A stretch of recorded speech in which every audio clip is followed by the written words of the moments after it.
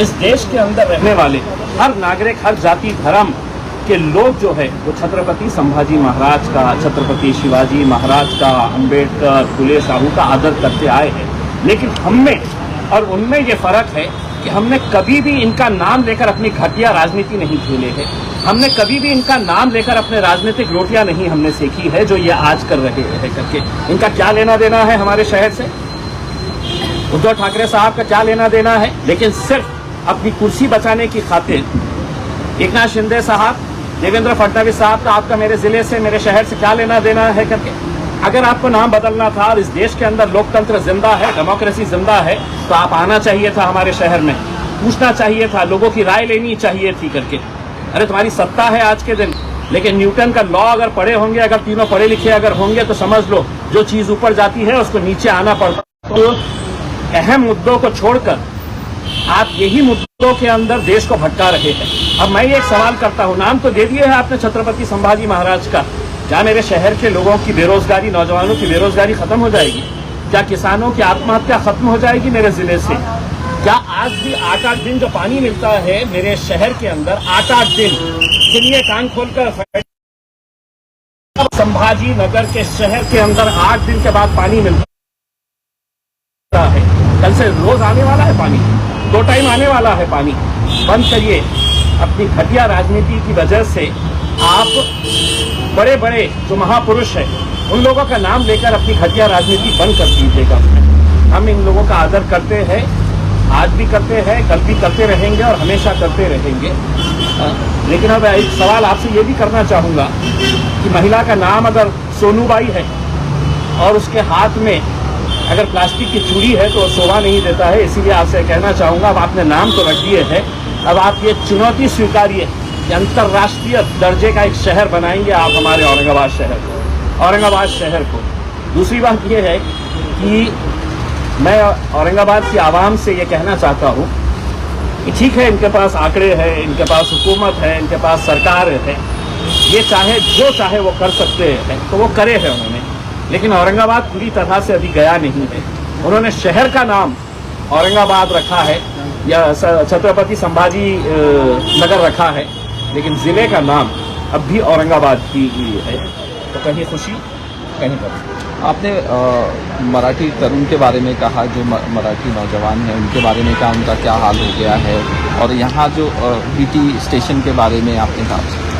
देखिए, यहाँ से मैं बम्बई में खड़ा हुआ हूँ, 1 किलोमीटर की दूरी के ऊपर यहाँ पर विक्टोरिया टर्मिनस, जिसे आज भी अगर आप नौजवान नस्ल को पूछेंगे कि वो क्या है तो बताएगा कि अब बीटी स्टेशन है। लेकिन सिर्फ आपको अपने अहंकार और लोगों को भटकाने के लिए, बहकाने के लिए आपने क्या किए, तो उसका बोर्ड हटा दिए।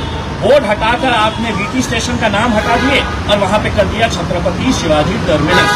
आप बोर्ड बदल सकते हैं लेकिन इतिहास बदल नहीं सकते हैं। हम औरंगजेब को बहुत ज़्यादा मानते हैं या हम है तो किसी का विरोध करते हैं, ऐसा कुछ नहीं है। वो इतिहास का एक हिस्सा है।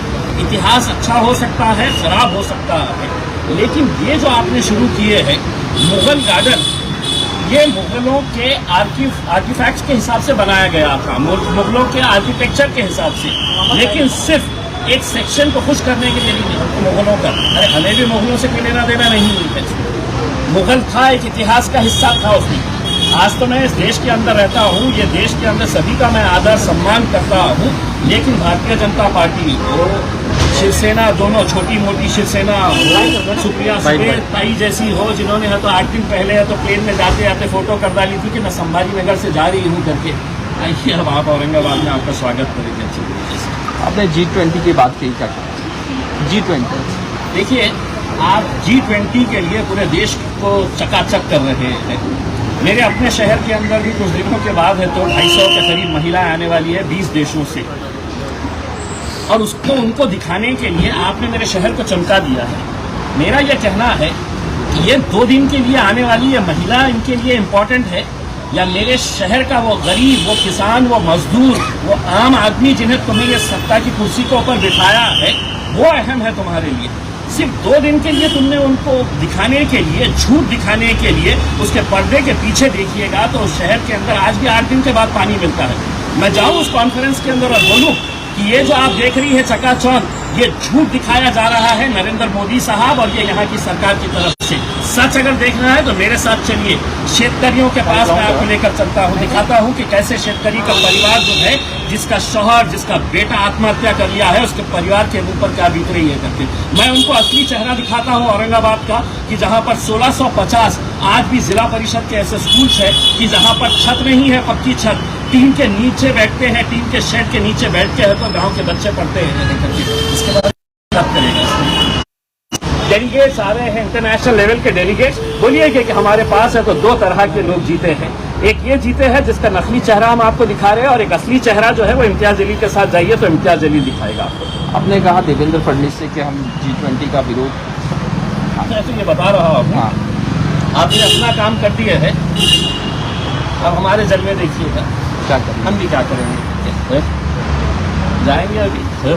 ऐसा नहीं है कि हर कोई ये है, इस मुल्क के अंदर मुझे आज़ादी है कि मैं सरकार के किसी भी फैसले का विरोध कर सकता हूँ। न्याय प्रणाली है मेरे पास, मैं न्याय प्रणाली का बहुत आदर करता हूँ। उसके अंदर हम सड़क के ऊपर की लड़ाई जो है वो हमारी जारी रखेंगे और उनको भी दिखाएंगे कि ठीक है, ताकत तुम्हारी है अभी सरकार की, तो तुम करो उसका, लेकिन मुझे बाबा साहब अम्बेडकर के संविधान ने जो अधिकार दिया है उसका पूरा इस्तेमाल करते हुए उसके अंदर लड़ाई तुम्हारे साथ लड़ेंगे, डट के लड़ेंगे। सर एक मिनिट, एक प्रश्न. झालं ना जरा.